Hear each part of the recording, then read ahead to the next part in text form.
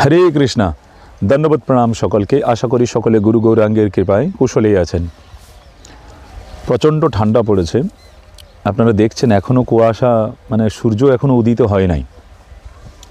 প্রচণ্ড ঠান্ডা পড়েছে উত্তরবঙ্গে। জগৎগুরু শিল প্রভুপাদ ভক্তি সিদ্ধান্ত সরস্বতী গোস্বামী ঠাকুর বলিতেছেন, আমরা কি শ্রীবিগ্রহ দর্শন করতে পারি? শিল প্রভুপাদ বলিতেছেন, আমি শ্রীবিগ্রহ দর্শন করছি এই ভাবনা যদি হয় তাহলে শ্রীবিগ্রহ দর্শন হয় না।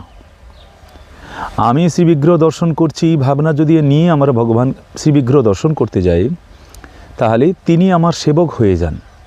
তাহলে বস্তুত শ্রীবিগ্রহ আমাকে দর্শন করছেন বা করবেন, এই সম্বন্ধ বিচারে, এই জ্ঞানে ভগবানকে দর্শন করিবার জন্য যাওয়া প্রয়োজন।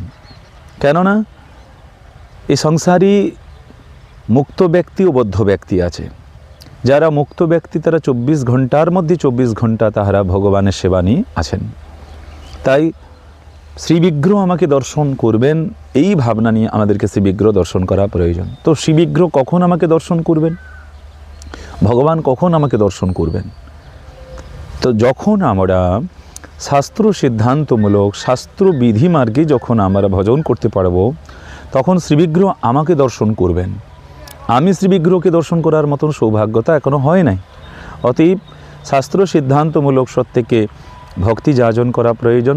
তাহলে শ্রীবিগ্রহ ভগবান আমাকে অনুগ্রহপূর্বক কৃপাপূর্বক আমাকে দর্শন করবেন। হরে কৃষ্ণ, জয় নিতাই, জয় গৌর।